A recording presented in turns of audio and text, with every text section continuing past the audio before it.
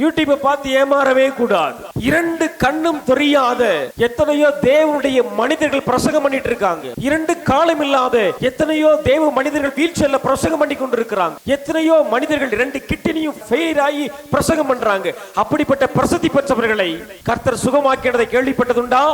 உங்க கிராமத்தில் பிரவிச்சப்பான் எழுந்து நடந்திருக்கானா? ஆயிரக்கணக்கான ஊழியர்கள் தோன்றிக் கொண்டு தான் இருக்கிறார்கள்.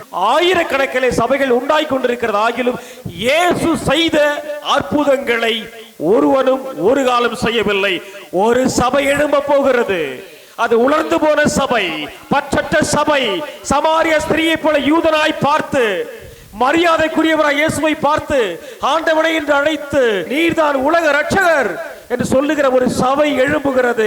அந்த சபை கர்த்தருடைய கரமாய் இருக்கும். அந்த கரத்தில் அநேக பிணங்கள் உயிரோடு எழும்பும். ஹல்லேலூயா, ஹல்லேலூயா. தேவனே உமக்கு மகிமை உண்டாவதாக.